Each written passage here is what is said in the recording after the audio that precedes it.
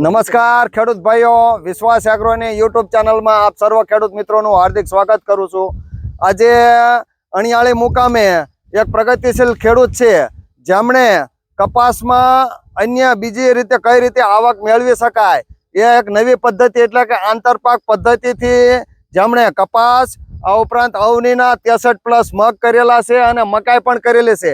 एक सा मकाईनो छे, पछी कपासनो छे अने मगनो छे अने कपास छे।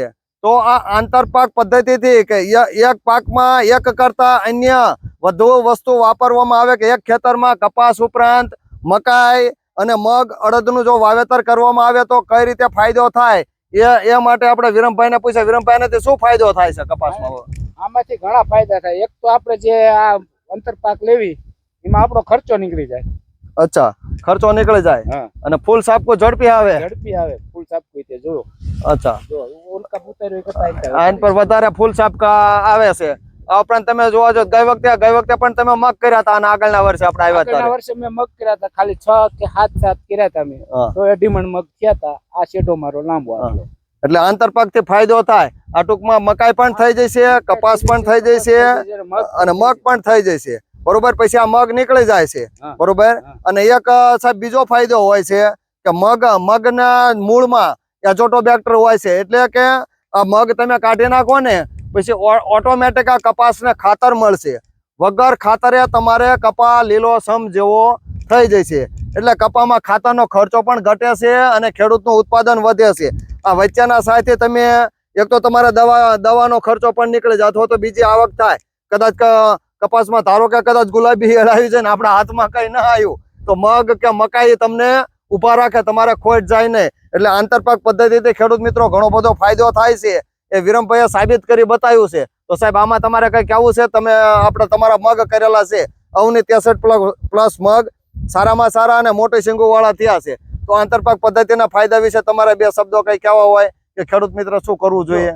मग जे छे ई टूंका गाळानो पाक छे। अच्छा, एना करता कपास जे छे ई थोड़ोक समय વધારે લે। એટલે કપાસની વચ્ચે જે આંતરપાકમાં તમે મગ અડદ કે એવા પાકો તમે લેતા હોય તો આપણે અવની સીડ્સ લિમિટેડના જે રિસર્ચ મગ છે ખેડૂતે અવની 63+ મગનું વાવેતર કરેલું છે। તો આ જે મગની જાત જે છે ઈ 65 થી 70 દિવસમાં પાકી જાય વિરમભાઈ, બરાબર છે। એટલે 65-70 દિવસમાં કપાસ આપણે લેવાનો ન હોય, એના પહેલા શું છે આ મગ પાકી જાય એટલે તમારે એક ફાયદો ઈ થશે કે 65-70 દિવસમાં વચ્ચેનો પાક તમને મળી જશે, બરોબર છે। એ વધારાની આવક થઈ જશે।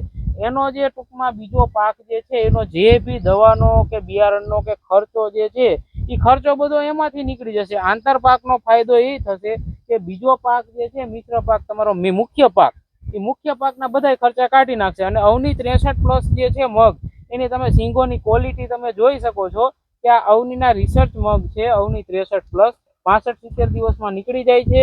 અને તમે આ ઉભા પાકમાં તમે સિંગો પણ બેસેલી જોઈ શકો છો। વિરમભાઈ, તમે આ બીજા વર્ષે અવની 63+ વાવેતર કર્યું તો તમને ગયા વર્ષે કેવું લાગ્યું આ વેરાયટીમાં?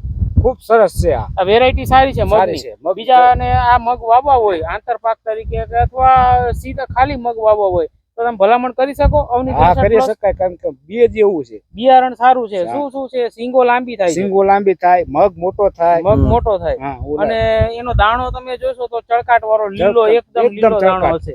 અને તમે જોઈ શકો છો મિત્રો આ જે સિંગોની જે છે બેઠક તમે એક આમ જોઈ શકો છો, ઝુમખામાં બેસે છે, જો તમે બધે જોઈ શકો છો એક ધારી ઝુમખામાં બધે સિંગો બેઠા છે અને મોટી મોટી સિંગો થાય છે। સિંગો છે, સાઈઝ પણ સારી છે અને આ વેરાયટીના બજાર ભાવ પણ સારા મળે છે।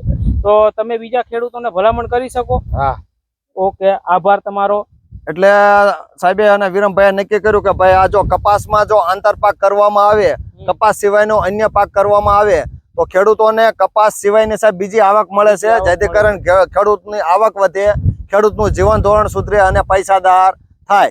એટલે આ એક વધારાની આવક છે। વચ્ચેનો સાજ ખાલી હતો એનો એમને સદુપયોગ કરી લીધો એટલે મગની એક્સ્ટ્રા એમને આવક થઈ છે। એટલે વધારાની આવક મેળવવી હોય તો તમારે આંતરપાક કરવો જોઈએ ખેડૂત મિત્રો। હું વિશ્વાસ એગ્રો એજન્સી ધોળાભાઈ સર્વ ખેડૂત મિત્રોને અનુકૂળતા મુજબ કંઈક નવું એટલે આંતરપાક કરવા માટે ભલામણ કરું છું। આવજો, આભાર। ઉપર